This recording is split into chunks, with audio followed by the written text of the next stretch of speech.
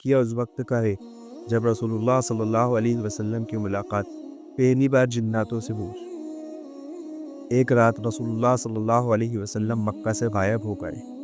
صحابہ رضی اللہ تعالیٰ عنہ پریشان ہو گئے۔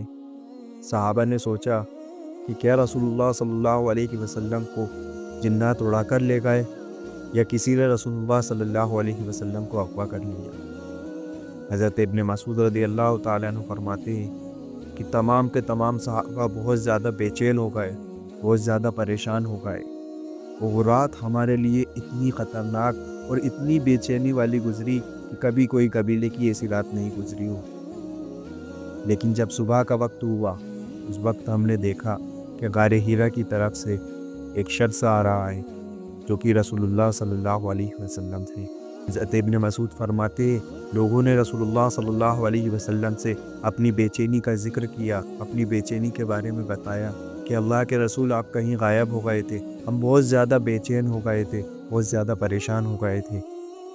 تو رسول اللہ صلی اللہ علیہ وسلم نے فرمایا کہ جنوں کا ایک قاصد مجھے بلانے کے لیے آیا تھا، اور میں ان کے ساتھ اٹھ کر چل دیا، اور پھر میں نے ان کو قرآن پڑھ کر سنایا، اور پھر اس کے بعد رسول اللہ صلی اللہ علیہ وسلم اس جگہ سے اٹھے اور آگے چلے۔ رسول اللہ صلی اللہ علیہ وسلم نے جنات کے اثار اور ان کے نشانات اور ان کے ثبوت ہمیں دکھائے، یہاں تک کہ آگ کے نشان بھی ہمیں دکھا دیے۔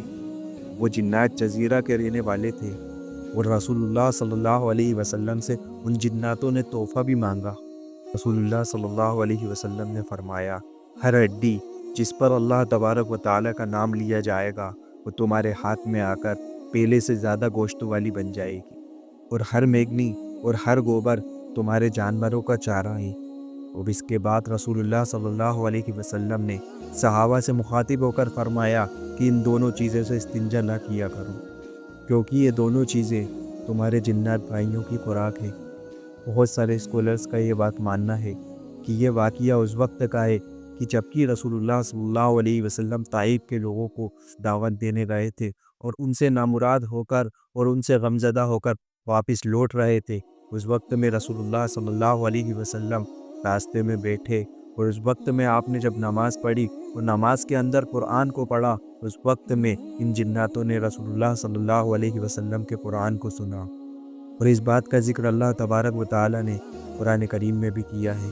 اللہ تبارک و تعالیٰ فرماتے ہیں کہ جب ہم نے ہمارے پاس جنوں کی ایک جماعت بھیجی جو کہ قرآن کو کان لگا کر سنتی تھی، اور جب وہ رسول اللہ صلی اللہ علیہ وسلم کی بارگاہ میں حاضر ہوئے تو کہنے لگے خاموش رہو اور سنو۔